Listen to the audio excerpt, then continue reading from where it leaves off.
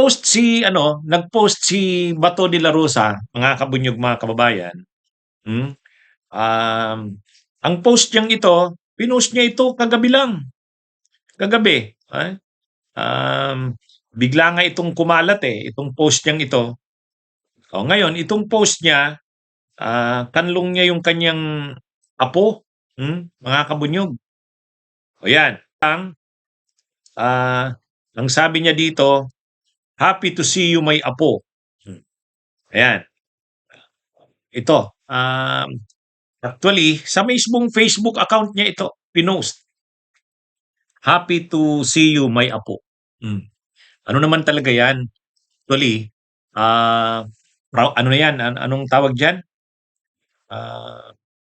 Excited na excited yan si Bato sa apo niya na yan. Gabi nang biglang mag-post sa Facebook sa Senator Ronald Bato de la Rosa ng kanyang litrato habang may kalong na sanggol. Ang caption, happy to see you, my apo. Hindi malinaw kung kailan kinuha ang nasabing litrato. Pero mahigit isang buwan nang hindi nagpapakita sa Senado o maging sa publiko si Senator Bato. Kasunod ito ng mga impormasyong nakatakda ng ilabas ng International Criminal Court o ICC ang arrest warrant laban sa kanya. Siyempre yung mga anak niya malalaki na yan. Pero siyempre yung apo niya, ano pa siya dyan, excited pa siya dyan.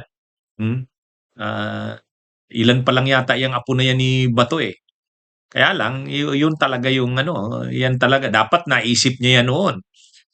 Dapat naisip niya yan noon nung pinapagawa sa kanya ni Duterte yung Tokhang at saka yung Oplan Double Barrel noong War on Drugs, nung PNP chief siya. Dapat naisip niya na yan na kapag sinunod niya si Duterte, pwedeng panagutan niya yan pagdating ng panahon.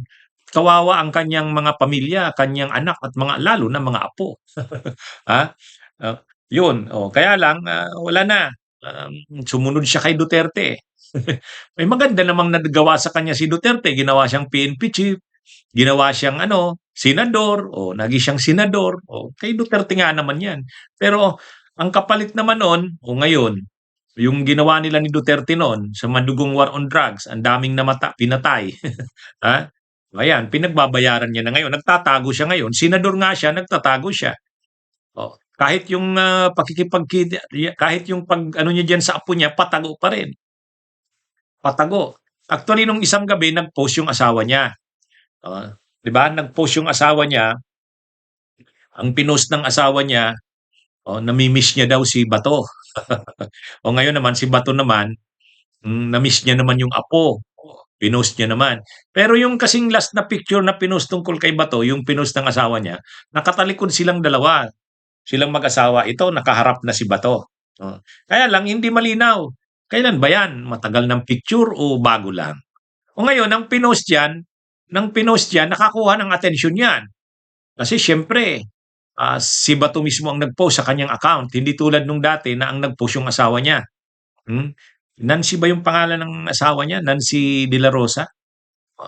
Yung dati, yung nag-post yung asawa niya. Pero ngayon, si Bato na sa Facebook account niya. Ngayon, pinag-usapan yan. May column nga sa isang dyaryo ang sabi, ano ba ito? Magpapakita na si Bato? Kasi pinost niya yan kagabi. Ay ngayong araw, unang hearing ng unang session ng nung BICAM. Yung BICAM ngayon ang unang session, yung Bicameral Conference Committee. Ay si Bato, dahil siya ang vice chairperson ng Senate Finance Committee, automatic member siya doon sa BICAM. Kaya nga dapat nandun siya ngayon sa BICAM. Kaya lang, ayun, ongoing yung BICAM, wala si Bato. Wala si Bato sa BICAM. Kaya itong si Bato, grabe na ang kapabayaan nito sa trabaho niya sa Senado. Lampas ng isang buwan. Lampas ng isang buwan kasi November 11 yung pagbabalik nila matapos yung undas. Ngayon, anong pitsa na? Lampas na isang buwan. Tapos ito, nung nakasalang yung budget ng AFP at saka yung mga attached agencies ng AFP, siya ang sponsor, siya ang author nun. Siya ang dapat ang magi-sponsor nun. Hindi niya rin na-depensa yon. Ngayon na naman, BICAM yan. Napaka-importante yan. Kasama siya doon. Dapat. Actually, nakalista pa siya. Dahil, nga siya automatic pag vice chairperson ka ng Senate Finance Committee, kasama ka sa BICAM panel ng yung delegation ng Senate sa Bicameral Conference Committee.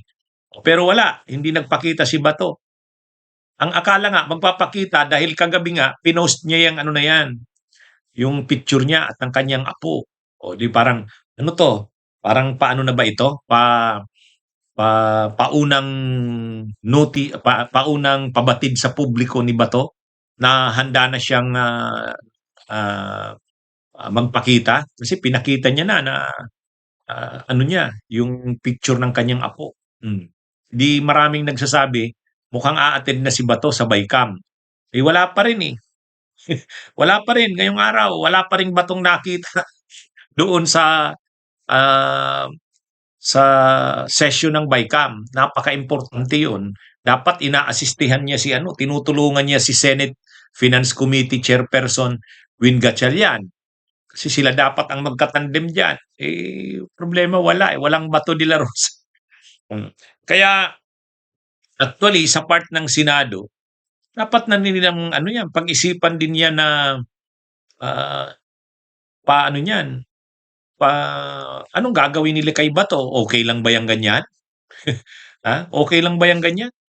Hindi okay yang ganyan na dumadaan ang mga araw, wala namang reason. Ang malala pa kasi kay Bato, wala pa namang warrant of arrest.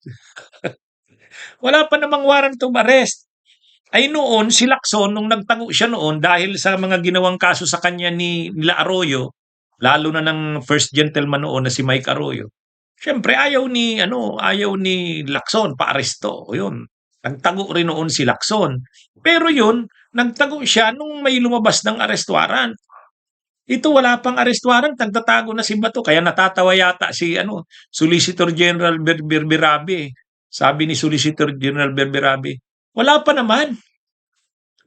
Wala pa naman. O nga naman, bakit nagtatago na? O kaya nga dati, yun din ang reaksyon ni dating Senador Sani Trillanes. Eh, bakit siya nagtatago? Wala pa namang warrant of arrest. O, kaya ito, nakakaano itong ginagawa ni Bato de la Rosa eh. Akala mo ang tapang-tapang. Eh, ito ngayon, pagdating dito ngayon, wala pang ang warrant of arrest. Bali-balita pa lang, nagtatago na. Ay papaano kung 5 buwan bago lumabas yung warrant of arrest? Di 5 buwan din pala siyang hindi magpapakita. Ha? O, yung tapang ni Bato, kala mo ang tapang-tapang, hinamon pa si Trillanes, wala naman pala. Tapos ngayon, akala mo magpapakita na dahil nag-post na nga nung niya, na happy to see you, may apo.